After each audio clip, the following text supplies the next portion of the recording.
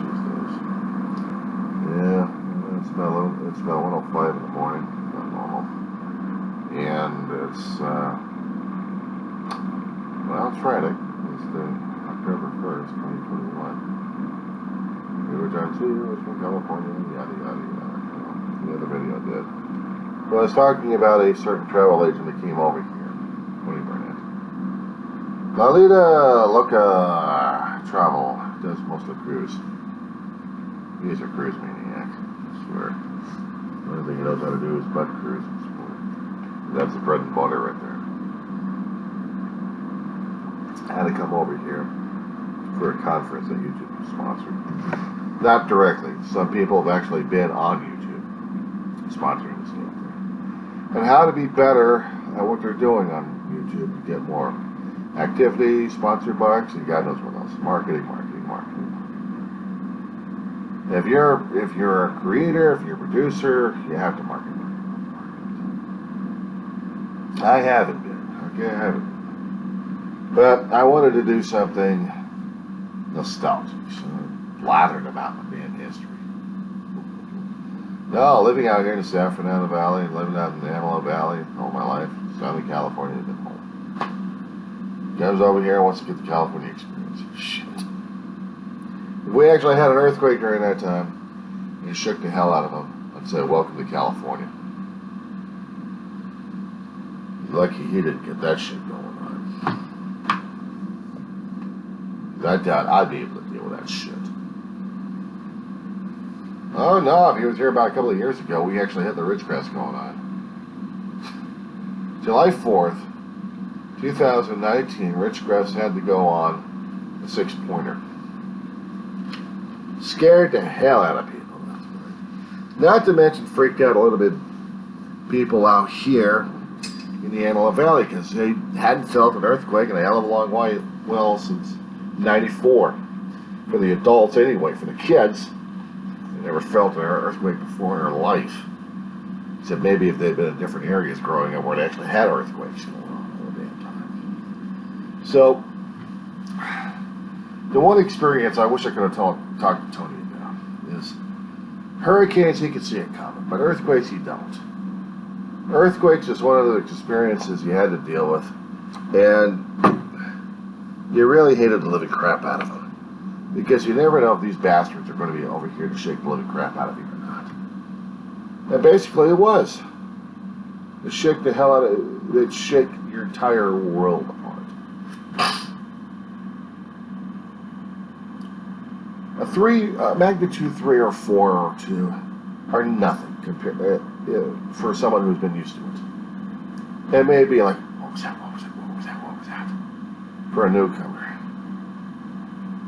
A 2, a 3, a 4, I'm like, sleep. A 5 now kept my attention a little bit, like, okay, well, okay. 5 got my attention. 6, yeah. 7, I'm going hyper. 8, I'm watching things collapsing around me. 9, end of the world. When an earthquake kicked in, everyone swore the damn thing was about a 9. Then it downgraded to an 8. Then it downgraded to about a 6.7 to nearly a 6.9. And kept it. Simply put, they wanted to keep the insurance companies from going broke, and not to mention the United States government going broke. They had a set rule that anything above a 7, the United States government would be fitting the bill. We're broke enough as it is. We can't even get the damn debt ceiling raised. But no, we're going to be paying for a damn earthquake damage at this point over here. FEMA has to be going broke left and right because of the damn hurricane seasons we've got going on. Wiping out communities left and right, and people scrambling trying to survive. We got forest fires going on, and people can't even get the fire insurance necessary to rebuild. Insurance companies are like, they're lepers. Put them in a leper colony. Let's make sure they're uninsured. You live in California, you better have the right insurance and pay through the nose and make sure that the insurance company is not going to cancel your ass. Otherwise, you're not going to get reimbursed for any damn shit. That includes earthquakes and fires. No one expected the fire season to get worse and worse, but it is. Insurance companies are going out of business. They're losing money left and right because of this. They didn't count on it. 30, 40 years ago, they talked about it, but they still covered people for earthquake, and they also covered them for fire insurance. But because the environments have been changing left and right, it's harder and harder to live in California. A lot of people are trying to get the hell out of here and talking about it mostly. Trying to get the hell out of here because they don't like it. They don't like the atmosphere that's happening at this point over here, but it's just not one state, it's the entire country, it's the entire world actually. We're changing so much and drastically so that all of our financial institutions, including the damn insurance companies, are having a field day over this shit. There's no way in hell we're going to be able to cover anything and everything at this point over here because we're changing the rules all the damn time. Bananas are going to be a thing of the past if we're not careful with this. A piece of delectable fruit. Wiped out. Because we wanted farmland more than we wanted a damn banana. And these damn things are flavoring. They're part of our food chain. Besides being a fruit, they're also part of certain ingredients out there that we take for granted, including vanilla beans.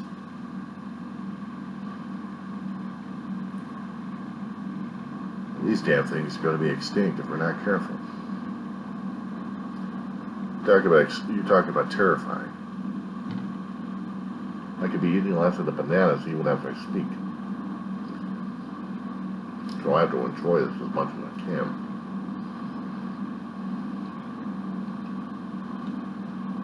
But even that said, our environment has been changing so drastically and so much. We can hardly keep up with any of it. It's bad enough when we actually have volcanoes spouting off, and it makes me nervous. Hawaii shooting off, Canary Islands shooting off. I'm expecting Mexico or even Alaska, let alone Japan shooting off. We're all part of the chain. At least out here we got a Pacific Ring of Fire going on. We got spreading centers and we got subduction zones and hot zones going on. We have fault lines up the yin-yang of how the plates are being moved. North American versus the Pacific plate. Those are the two plates we're dealing with in California, in the state, miles from me. I'm living on the North American plate. I can see the ridge out there during the daytime. I can see the ridge coming from one direction, heading down that way. This is north, that's south. If I happen to look at the map, if I happen to get a Google map or Google Earth, and I see my location,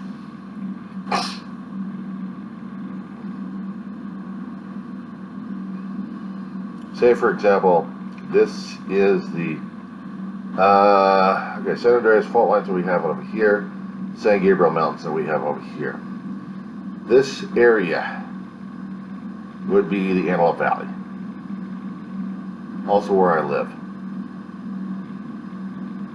How the fault line is working is these faults are shifting. The North American plate is going northwards. The Pacific plate is going northwards. The Pacific plate is going northwards. The American plate is going southwards. So we have a lateral slip strike. And these earthquakes cause a lot of friction, a lot of energy. When they shift, the friction energy released, if it's shallow enough, causes a hell of a lot of rippling across the surface, which does a lot of our major damage. If it was done deep enough, we still feel the effects, but not as bad concerning about the damage. But these things are on their own time schedule. We don't know where, we don't know when the next quake's going to hit. We can't see it, we can't predict it. And yet, I would see on the weather reports of hurricane conditions, of thunderstorm activity, of possible tornadoes hitting. And what freaks me out is I can see these damn bastards coming. But the quakes that we're dealing with these days, we don't see them coming. They didn't even realize that they were going to be having, actually, the geologists out in Spain on the La Palma Island, they were monitoring for months on end the activity, but they couldn't predict when the damn thing was going to blow. But they were monitoring. The same thing a long time ago for Mount St. Helens. They couldn't predict it, but they knew the damn thing was going to blow. There is no way to know when the Earth's surface is weakened enough where the force of the magma that's shooting straight forward, straight through, is going to be erupting. We have no way of predicting it. We have no sensors, no scanners that'll predict that kind of rupture. And if we did, that would have helped us out along with the damn earthquakes left and right now, wouldn't it? We don't have that, do we? So, we have to deal with what we've got. It's a nice fiery effect that Hawaii has, and people are looking like, oh wow, look at that.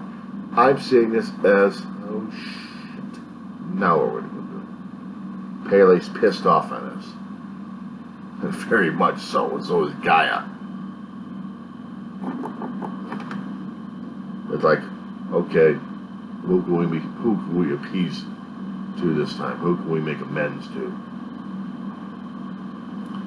The force of the earth coming up from underneath, the magma plumes, the earth core heating the mantle to where the molten rock is shooting forth straight through the crust. It takes time, but when it's going through the rock, it's making energy, it's making waves. That's how they're tracking whether or not it's going to be erupting or not. They know soon, but they can't exactly predict when. That's how it happens. That's one particular Southland experience I don't think Tony ever wanted to experience in the first place in his lifetime out here. Maybe once, maybe a 3 or 4 just to get his little attention right there. About a 6er. Worst nightmare right there. 5 maybe, just to scare the hell out of him. But a 6, or worse than that, a 7, or an 8. Ridgecrest had some significant damage back in 2019.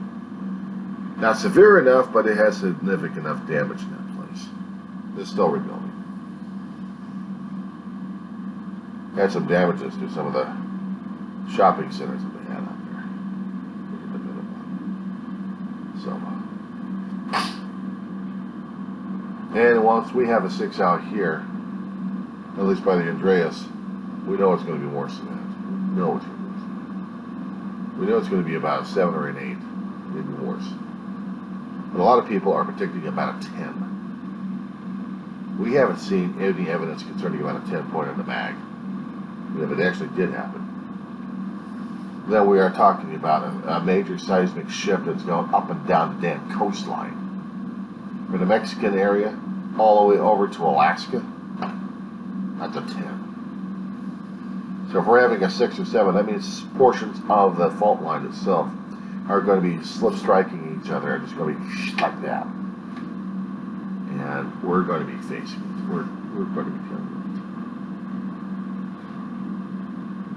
That's why they keep saying out here in the Southland, every time there's been a smaller earthquake, we have to be prepared for this damn thing. We have to be, because there's no way else. You cannot be but prepared for this damn thing. That means if you have to buy a lot of emergency food and water and first aid kits like crazy and keep replacing them, that's what they keep saying. But you have to keep doing. Put the older food in different food banks or something like that, or reuse them like crazy, but we have to do this.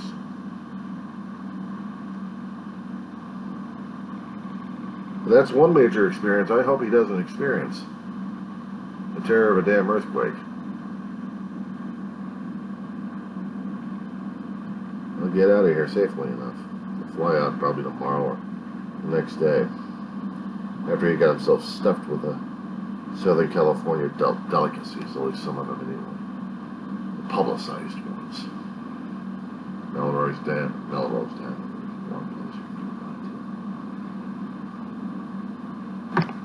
If we had if we actually had a place of tiny nailers, check into the word. American graffiti. Oh, I'm getting too damn tired for this thing. Yeah, not time for me to haul ass. I'm gonna keep the computer on, wait for it to download, work on the damn thing a little bit later, get it uploaded. Knowing how things are these days.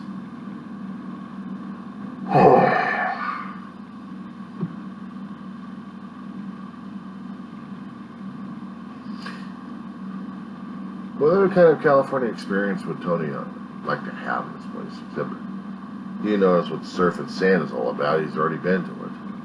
So the beach would be nothing for the schmuck. No, I guess it's schmuck. I'm the only schmuck.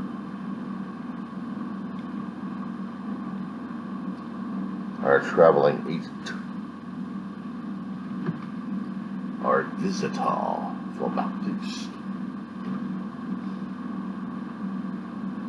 Well, see, you can always travel over to the Sequoias and get some balloons. Over to Sierra Nevada and see how everything else is frying up like crazy. Of course, I had to tell him that he has to have a respirator all the damn time to breathe through the thing, not to mention goggles to wear to keep the ashes away from his eyesight. And I wouldn't be kidding about that one either. So I told him to keep on top of the damn news and the weather reports.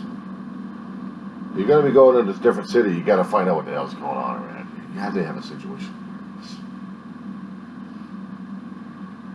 You have to find out exactly what's going on. Well, that one, we had this particular one, I'm heading to crash.